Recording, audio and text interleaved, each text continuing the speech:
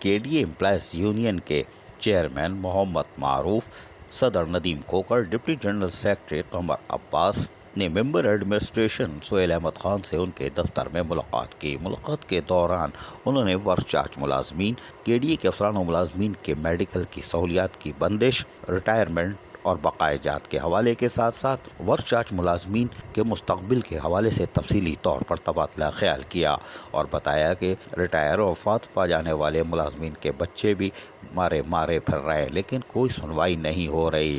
تاہم اس موقع پر جہاں پر چیئرمین محمد معروف نے تمام تر گزارش سامنے رکھی، وہیں ممبر ایڈمنسٹریشن سہیل احمد خان نے کے ڈی اے امپلائز یونین کے رہنماؤں کو بتایا کہ ورک چارج ملازمین کی جانچ پڑتال کا کام تیزی سے جاری ہے اور ہم پیچھے نہیں ہیں۔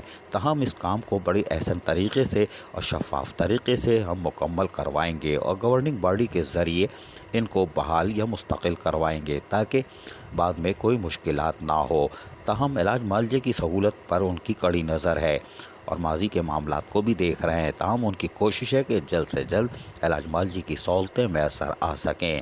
جبکہ اس موقع پر member administration Karachi development authority Sohail Ahmed Khan نے بتایا کہ 10 افراد کو فوتگی کوٹے پر لیٹر جاری کر دیے گئے ہیں۔ یہ ایک احسن اقدام ہے۔ تاہم ابھی 26 افراد باقی ہیں لیکن کوئی بات نہیں۔ اگر ممبر ایڈمنسٹریشن سہیل احمد خان نے 10 لیٹر بھی جاری کر دیے ہیں تو یقیناً 10 چولہے جلا دیے ہیں۔ کے ڈی اے امپلائز یونین کی یہ بھی ایک بڑی کامیابی ہے۔ تاہم ورک چارج ملازمین کے حوالے سے کے ڈی اے امپلائز یونین کی کاوشیں بھی خوش آئندہ ہیں۔ ملازمین سراپا احتجاج ہیں اور یقیناً ان کے مستقل ہونے سے ان کے بیوی بچے خوشحالی کی شاہراہ پر آ جائیں گے۔ ہم امید کرتے ہیں کہ ممبر ایڈمنسٹریشن یقینی طور پر معاملات کو جلد از جلد حل کروا کے کے ڈی اے امپلائز یونین کی کاوشوں کو ہمکنار کرائیں گے۔ عزیز عارف، KBS بلدیاتی نیوز، کراچی۔ ایسی ہی خوبصورت ویڈیوز فیوچر میں حاصل کرنے کے لیے ریڈ بٹن پر کلک کر کے اور بیل آئیکن کو پریس کر کے ہم سب کے سبسکرائبر بننا مت بھولیے۔